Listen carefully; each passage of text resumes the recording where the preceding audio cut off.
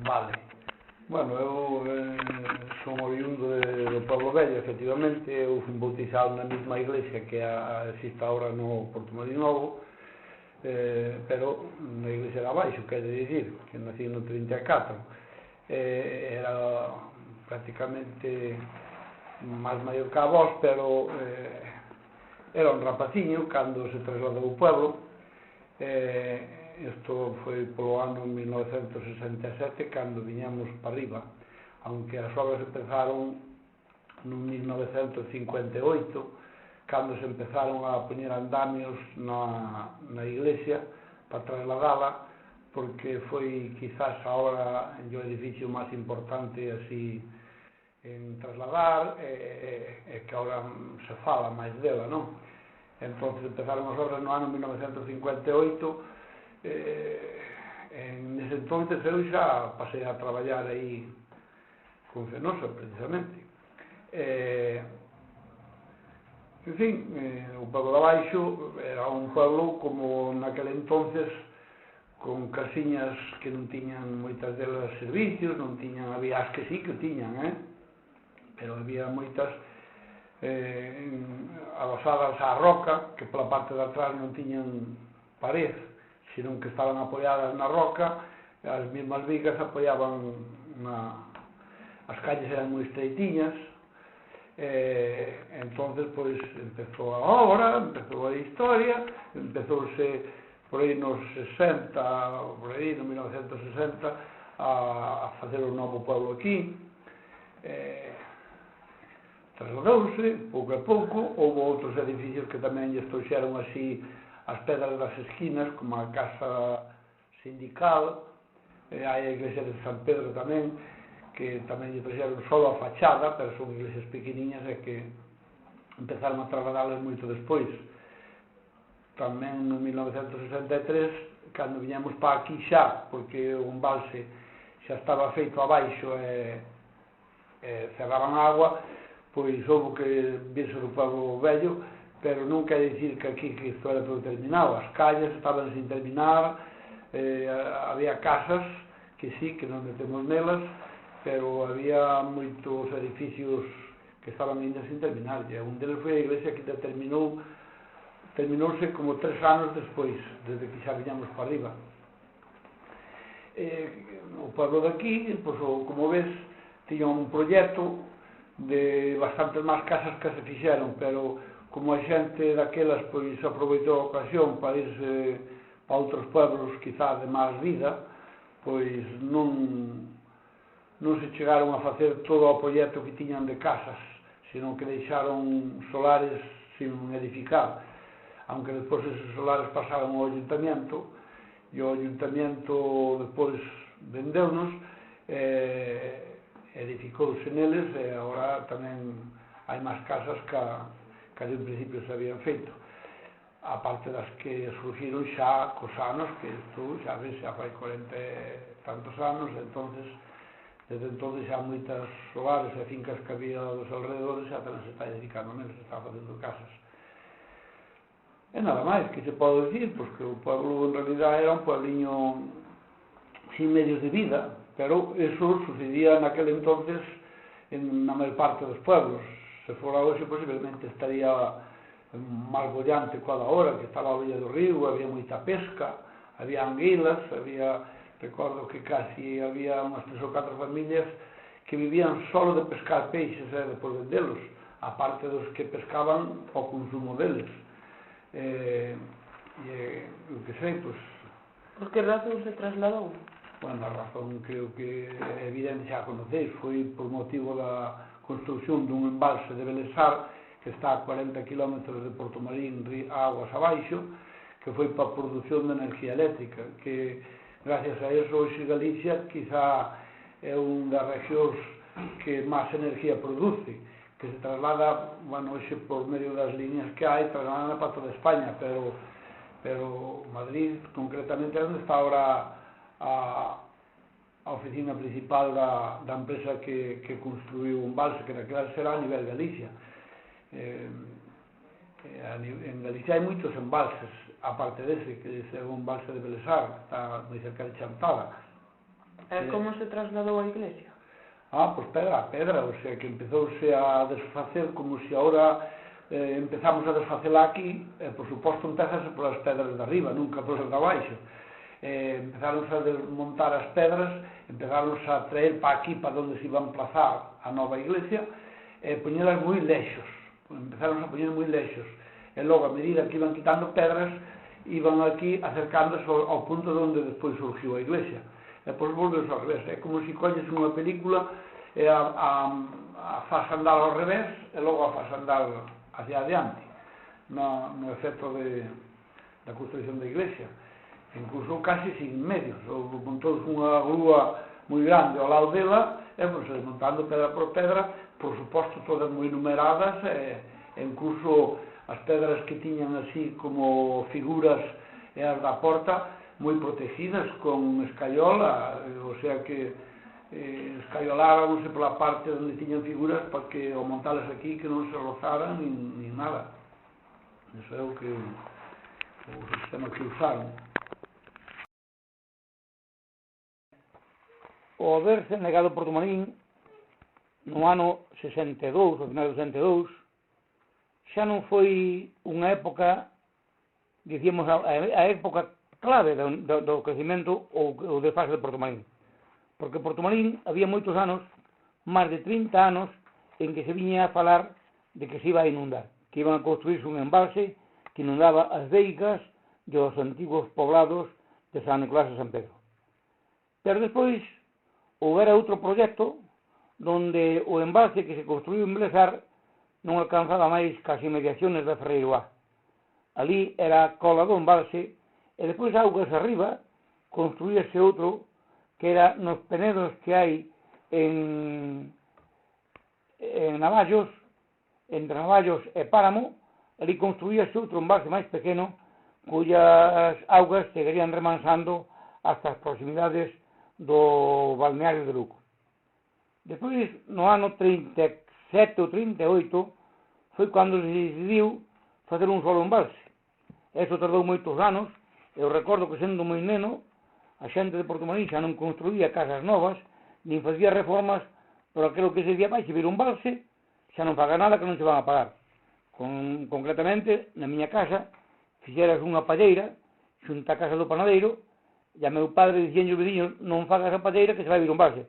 E estuvemos aínda usando a palleira máis de 20 anos.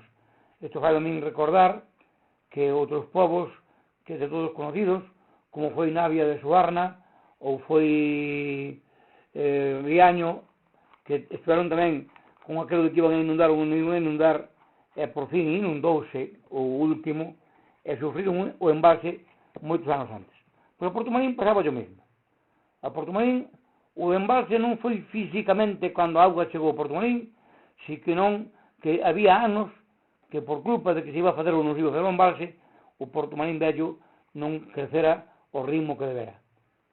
Fixeron obras moi importantes, unha delas fora o malecón, que desde o Loureiro hasta a Ponte Nova facía un paseo moi bonito ao lado do río Miño, po cual houve que tirar varias casas, e houve que tirar parte dun arco do vello Ponte Romano, en fin, un ponte romano que databa do ano 400, o 415 exactamente, foi cando foi terminado.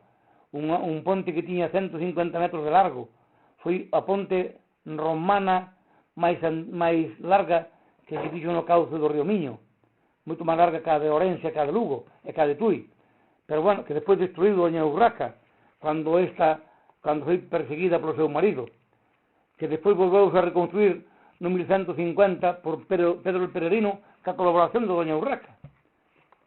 Pero en fin, eu quero decir con isto de que a inundación do vello Portomarín viña xa de moito atrás, antes de que nos anos 58 e 59 se empezasen a construción da presa de Blesar e a construción do novo pueblo.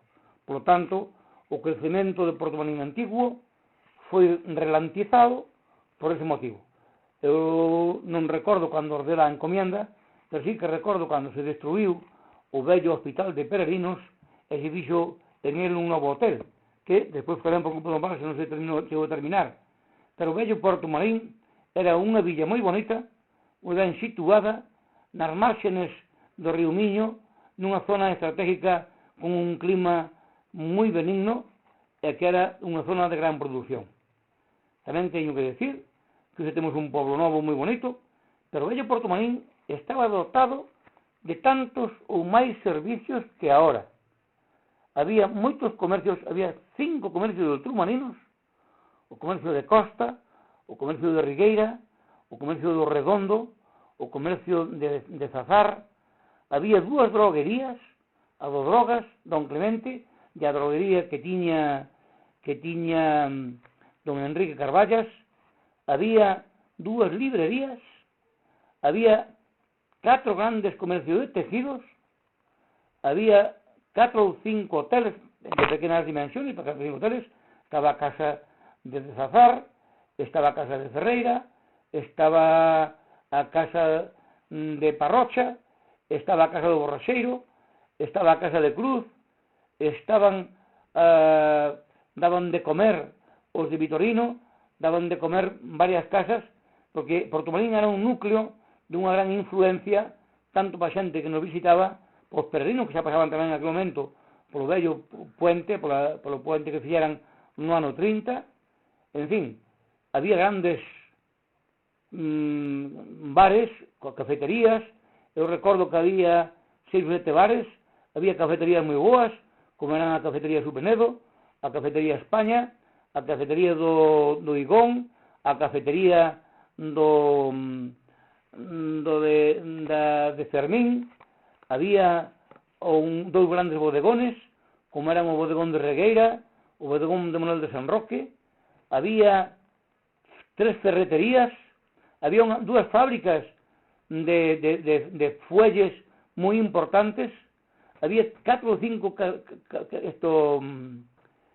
zapaterías, había 2 casas de reparación de zapatos, como era o Cuxiño e era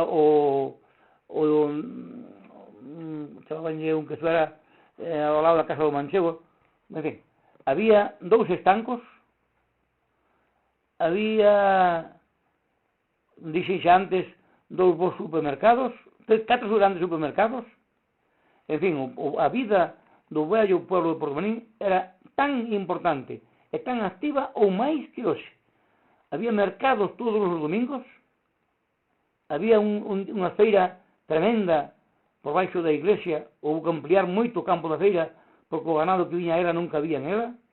Había un mercado de cerda, aparte do mercado ganadeiro do ganado vacuno e de bestas, había por a parte de arriba da iglesia un ganado de cerda. Eu recordo vir a Portomarín xa 2 pulperías, había 3 moi buenas panaderías, había a panadería de Pisco, a panadería do vello panadeiro, que hai familiares hoxe aquí, e había a panadería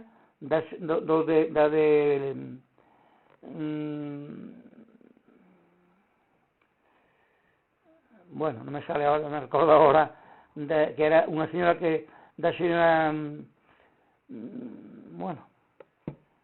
de Gerardo, en la casa de Gerardo, que tiña unha gran panadería, cuyo pan non solamente se vendía a todos os veciños de Portomarín, sino que viñan das aldeas a compralo, e tamén se iban facer as feiras. Levaban pan a vender a feira Paradela, a feira Aglolos, a feira Lousada, a feira Lousadela, e máis nas feiras que digo de Portomarín. Que por eso quero dicir que o vello Portomarín tiña unha vida propia moi bonita, pero ademais tiña unha cosa que era moi importante. Era unha zona de grande produción, pero tiñan unha riqueza natural que era o río Miño. No río Miño había moitas froitas, lampreas, anguilas, peixes, había cangrexos, había, xa digo, unha enorme riqueza.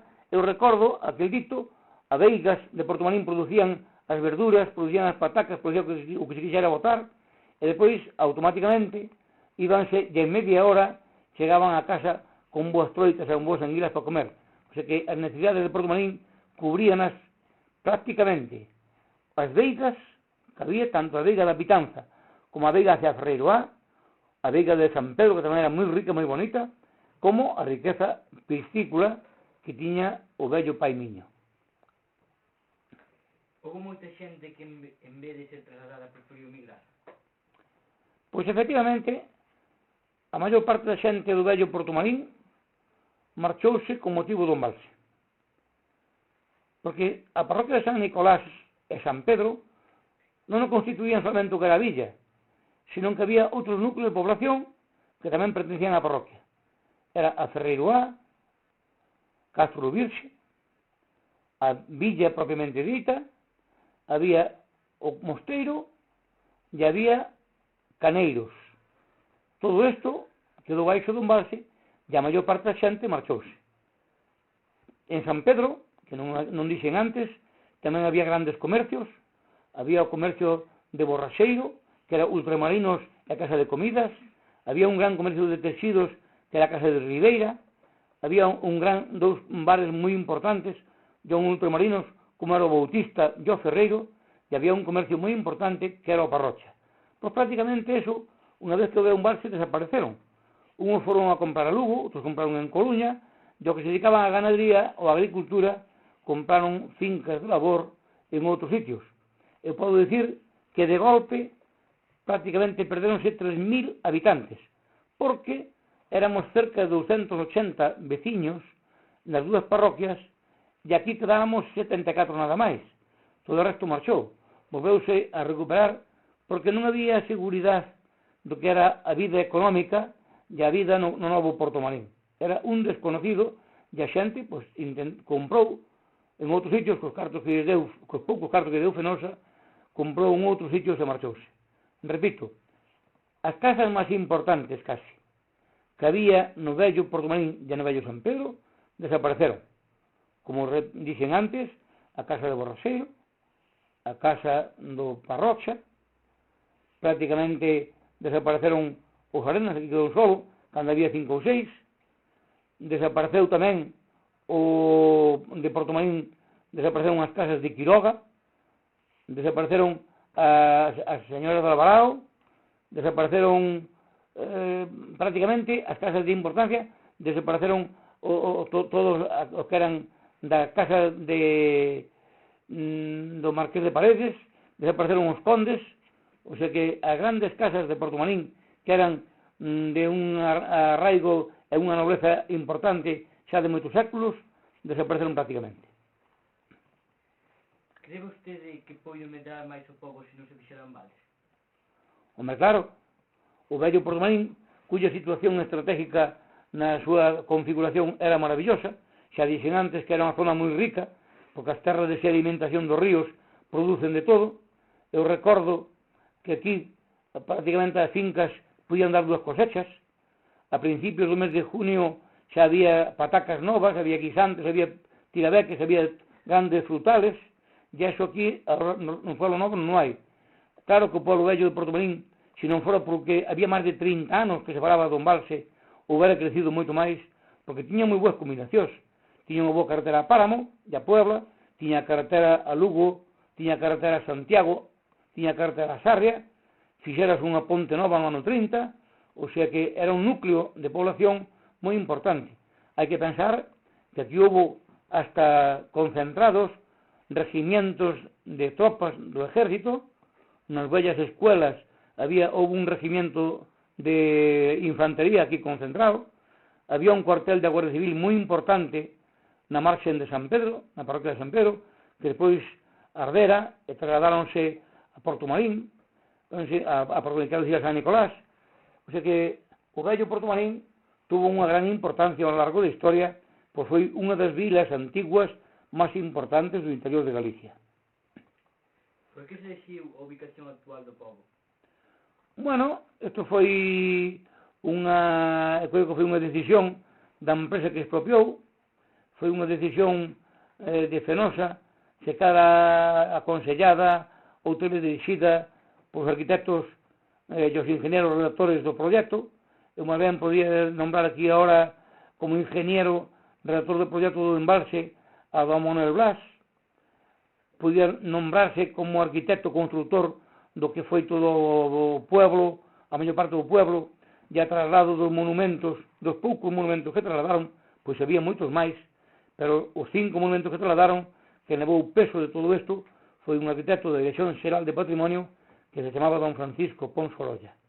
Pero eu creo que o povo, a ubicación del, pois creeron que estaría aquí ao abrigo do norte, pero a meu pensar, era que xa eu falei do tema, porque participei en pouca medida, pero participei na medición das fincas que ocupou na parroquia de San Nicolás o embalse, e falábamos de que quedaría, a meu entender, quedaría máis bonito paralelo o que era a cota máxima do embalse, en vez de traernos tan arriba, pois hubiéramos quedado un pouco máis abrigados do que era dos ventos do norte. Pero bueno, a empresa decidiu facelo aquí. Aquí había unha zona que se chamaban de Castro, ou según se chama Portomarín, aquí estamos no que era o antigo Castro, entonces decidiron traerlo aquí, pois non sei cal sería a idea ou o porqué se trouxo aquí. Sin embargo, cal foi a mellor ganancia que tivo o Concello de San Valls? Bueno, a ganancia foi a larga distancia. Eu penso que no principio foi unha gran hecatombe, foi un gran sentimento. Ali non solamente se inundou físicamente o que eran as fincas e as casas, sino que se inundou toda unha historia. Hai que pensar que Portomarín Vello era patrimonio da humanidade, fora declarado patrimonio nos anos 40 e tantos. Eu non me explico, como sendo un pueblo declarado patrimonio histórico-artístico, se pudese inundar, hoxe non se houbera feito, pero naquelas pois, era un goberno de outro estilo, e entonces decidiuse inundar o vello Portomarín. Pero creo que hoxe non se houbese feito, porque, repito, o vello Portomarín era unha vila moi bonita, con un sabor histórico tradicional, pero tamén montado en un modernismo. Olvidóseme decir que había confiterías, había a destilación de aguardiente xa tiña unha gran zona, unha gran fama, o sea que Portomarín tiña xa moitos comercios donde viñan de todo o municipio a comprar a Portomarín, viñan ademais dos municipios limítrofes que non había comercios, non é como agora que hai comercios prácticamente entre os povos, daquela non había comercio máis que o ben en Paradela, en Páramo non había ningún, había que trasladarse ou a Puebla, Sarria, Paradela había pouco, e a Portomarín, ou a Lugo, non había outro sitio, e Monterroso, que se creceu moito, pois Monterroso era moito menos da mitad do que era o antigo Portomarín. Por lo tanto, Portomarín era un núcleo de población moi importante, que ademais comercialmente viñan aquí de todas partes. Eu non recordo, era moi pequeniño, pero aínda teño así unha pequena vislumbre das grandes festas do San Blas, donde viñan de todas partes comercializar aquí. Prácticamente desde a Maragatería, desde León, desde o Val de San Lorenzo, viñan a vender aquí produtos de todo Castilla, principalmente, que era a industria máis importante do Val de San Lorenzo, eran as mantas e os cobertores e a roupa prefabricada, pois viñan a traer aquí a vender as feiras de Portomarín. Eu teño que decir que moi antiguamente, moi remotamente, na miña familia, e moitas familias de Portomarín, foron procedentes da maragatería, pois os tatarabuelos de que era a miña abuela viñeran vendendo mantas e vendendo cobertores e vendendo roupa desde a provincia de León hasta aquí a Galicia, e non solamente na miña familia, que moitas familias de Portomarín Vello eran procedentes e eran descendientes da zona da maragatería. Eran vendedores ambulantes que viñan a unha zona tan rica e tan importante como era o vello Portomarín. A que se dedicaba vostede nesas datas? Pois, naquelas datas, eu, cando foi a inundación de Portomarín, que foi no ano 62, prácticamente, a principios do 63, pois eu era recién terminado de estudiar, pero naquelas fechas dediqueime un pouquiño á agricultura e á ganadería por unha enfermedade reciente, por un accidente reciente que tuvera meu padre. Eu tuve que facerme cargo da casa. Éramos unha produción, como era a maior parte do pueblo, unha produción mixta. Tiñamos unha casa de comidas, tiñamos unha pequena fonda de hotel, donde dormían os viaxantes, dormían e paraban notarios, abogados, estábamos cerquiña do xulgado do ayuntamiento, e tiñamos unha casa de comida, a Casa de Ferreira, que tiña certa zona, certa importancia, e que ademais pois, vivíamos a base de un servicio mixto, ganadería, agricultura. Hai que pensar que nosotros tiñamos xa naquele tempo 16.000 plantas de cepas, de vides, de uvas, cosechábamos moito viño e vendíase moito viño. E además meu padre, unha vez que viñera de Cuba, tiña 2 máquinas de mallar o centeno e o trigo, e eso era unha fonte de ingresos moi importante para a familia. O sea que nosotros prácticamente no que era o vello Porto Marín vivíamos a cabalo de 2 ou 3 cousas que eran a economía da familia. Pouca xente que quedou despois da inundación do vello Porto Marín, a que se empezou a dedicar no novo Porto Marín? Bueno, aquí o traslado do novo Porto Marín foi unha incógnita, foi moi difícil asumilo, porque aquí logo non fixeron locales nin para negocios nin para comercios. O que quixo facer un negocio ou un comercio tuvo que facer o propio local. Eu dediqueime, unha vez que estaba aquí, dediqueime a vender material de construcción, abonos e sal, e houve que fazer o almacén propio, porque Fenosa non nos fixera nada, e non solamente eu, sino que a maior parte dos negocios que había en Porto Marín tuveron que fazer os locales propios, pois os locales que fixera Fenosa eran tan cativos, tan pequeniños, que non había forma de fazer negocio ningún. O sea que, unha vez estaba no Pueblo Novo, foi moi difícil o abrirse camiño, o abrirse unha nova vida, porque, en primeiro lugar, pola gran desesperación que houbera do traslado do Pueblo Vello, e, en segundo lugar, por desconocer cal iba a ser a vida que íbamos a ter aquí no novo Porto Marín. Hoxe, vívese prácticamente dos servicios, da industria, unha das fontes importantes son a enorme cantidad de peregrinos que veñen a Santiago de Compostela, pero naquele momento, no ano 64-65, pois igual non chegaba a 1000 os peregrinos co largo do ano pasaban por Porto Marín. Eu fun parte arte do resurgir da nova ruta do Camiño Francés a Compostela, axudándolle ao cura do Febreiro a enmarcar e a estar en distintos congresos para promocionar o Camiño Francés a Compostela, pero repito, nos anos 60 ya está ben entrado os anos 80, pois o número de peregrinos que pasaban por Porto Marín eran pois sumamente escasos. Por que decidiu que pasara en Valse, ao ser Porto Marín unha localidade tan importante, por que decidiu que pasara por Porto Marín e non por outra localidade? O que? Camiño de Santiago? Non, Valse. Ah, o en Valse. Por que decidiu porque pasara por Porto Marín? Sí. Non, hombre. Por aquí non pasou, aquí que foi a inundar. Bueno, pois, repiten, dixen o que empecé ao principio, aproveitando que en aquel momento facía falta energía, non había fábricas de luz, a pesar de que Porto Marín tiña unha fábrica de luz de hai moitísimos anos, quizá foi o primeiro pueblo que tuvo luz eléctrica pública na antigua Ceña, na antigua fábrica de luz que había augas abaixo do río Millo, pero decidiu o goberno daquele momento decidiu facer varios embalses, entre eles o de Bresar, antes vieras o de Peares xa, depois fixo o de Bresar porque estaba demostrado que iba a fazer falta moita energía eléctrica para o crecimiento industrial de toda España e de toda Galicia.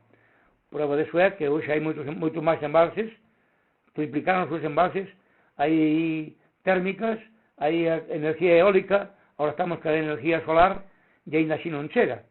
Por lo tanto, eu creo que a decisión de facer un embalse, creo que, aunque a pegar do que pesares, era necesaria o facelo. O que dixen era ao principio que non se pensaba inundar Porto Marín. Pensábase fazer un muro máis pequeno, en vez de ter 140 metros como tan este, pensábase en un muro de 93 metros ali en Bresar, e repito, aguas arriba, a desembocadura do río Ferreira, nun penedo moi grande que hai aí, enfrente a Navallos, pensábase fazer outro máis pequeno, que chegasen as augas embalsadas ás inmediaciones de Lugo. Por tanto, a decisión foi despois definitiva, aunque con un pouco máis coste, elevaron, en vez de 90 metros de altura, fixeron os 140 e tantos que temos xa presa, e con unha sola presa inundaron este gran embalse que ten 152 kilómetros de largo. En que tempo exactamente ocorreron os feitos, para ser exactos? Os feitos físicos en sí empezaron no ano 59, 1959, aunque dixen antes que viña xa moito detrás.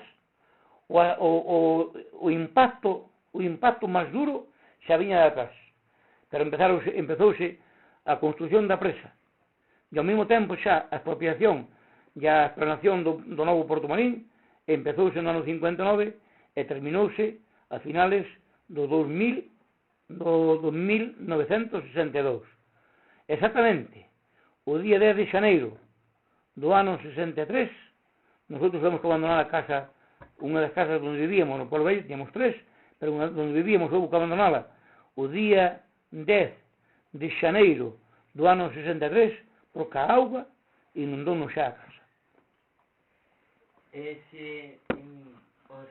O ser antes, o ter conhecimento de que se iba a inundar Porto Marín moito antes de que se fixeran os feitos físicos, por que a xente non emigrou antes de que se fixeran, bueno, de que se inundara?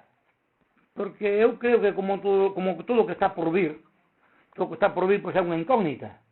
Nadie pensaba que iba a vir un embalse como veu, que fora tan drástico, nadie pensaba que viñase tan pronto. Fíjate que nosotros mismos, e a moita xente, moitas cousas que tiñamos nas casas quedou salí, porque non deu tempo, materialmente non deu tempo para quitalas. Eu, a veces, ver fotografías que hai do Pueblo Vello, onde hai xente quitando as súas pertenencias polas ventanas en barcas. Pois non se pensaba que un barco subise tan rápido, porque, ademais, as circunstancias eran especiales, eran épocas distintas, eran outros gobernos. O día 10 de xaneiro, a auga botou-nos de Porto Marín Vello.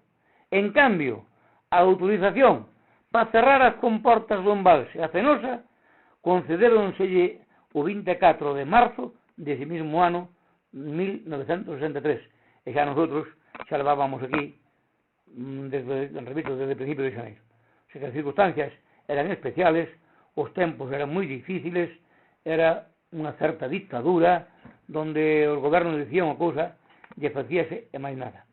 Hoxe hubiera sido moi distinto. Bueno, pois moitas gracias por esta entrevista e ofrezco-me a contestarvos isto, moitas cousas máis que queirades sobre os avatares que sufriu o vello Porto Marín, como foi o crecemento do novo Porto Marín, porque por as miñas circunstancias especiales participei activamente no seu crecemento e ofrezco-me ao Colexio de Porto Marín e aos alumnos deste colexio e igual cos seus profesores a explicar cantas veces que irades a historia de como foi a inundación daquel precioso e bello Porto Marín. A ver, vamos a ver, antes con arreglo de que os mundos de hoxe pois eran totalmente diferentes, os pais prácticamente facían os fillos por aproveitarse deles, digamos, pero non porque se lle quixera, porque eu creo de que un pai que queira ben ao fillo non o maldice, senón que o único que lle desea é ben, é futuro na vida, que viva feliz, que viva ben, que viva o mellor do mundo de que eso, non? E antes, sin embargo, pois, por calquera cousa, que houbera tuvera un enfado, ou tuvera bueno, en fin, cousas de que hai entre pais e fillos, pois o único que sabían facer, pois era unha parte, non todos, claro, sempre hai excepcións, pois o único que sabían facer era maldecir, botar maldicións, como por exemplo, pois, que mala chispa te mate, ou que o raio te mate, ou que o raio te fenda, porque claro, é unha cousa de que contra eso xa non hai pior, non hai pior maldición. E isto, pois, efectivamente, penso de que aquí houve algúns casos comprobados de que vese de que ten algo deso, que un pai que queira ben nunca debe desearlle eso a un fillo nin dicirlo. Aquí houve un caso de que precisamente aí no adianto do Souto de Rivas, naquela chousa de Castro, anduveron, cavaron un ano en unha familia, e cando andaban sembrando pan empezou a tronar, e ao empezar a tronar ceibaron, pararon de arar e marcharon marchaban para casa, non? Entonces iba o pai precisamente e o fillo, e aquí o pai, pois a única palabra que tiña sempre cando riñía co fillo era de que mala chispa o matara e malo raio o ofendera. Entonces, pasando por baixo dunhos carballos, o pai iba diante chamando as vacas e o fillo iba detrás a falar. E pasando por baixo dun carballo, caiu unha tronadela, e no momento cando o pai mirou para atrás xa viu o fillo morto, redondo e ardendo, ardendo xa, e bueno, o pai deixou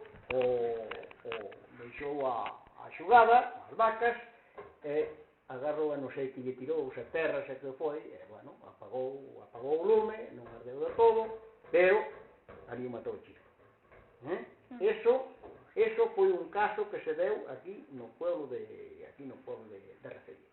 No pueblo de Francos, houve outro mismo caso, igual, pero aquí linda foi moito peor, porque aquela foi, a de Francos foi unha muller, este foi un home de Recería, a de Francos foi unha muller, e quedou a roupa nunha silveira, pegada a un carballo que había unha silveira, quedou a roupa totalmente ciscada. Eso foi outra cousa de que, efectivamente, en Vilaxuste houve outro mismo caso, que tamén ali, naquela casa, o único que sabían dicir que a maldición de uns para outros, este non era de pai e fillo, que foi unha hermana, pero a única maldición de que tiñan ali sempre a palabra era de que mala chispa o matara, que mala chispa te mate, e malo eso. Bueno, entonces, efectivamente, na porta da casa caiu unha chispa e ali a matou instantánea a irmá. Esto foi en Villaxuste tamén. Así de que, repito, de que as maldicións non son boas. E sobre todo, maldicións destas de que podan facer tanto daño. Así de que eso foi unha cousa de que aquí houve exemplo disso. Exacto.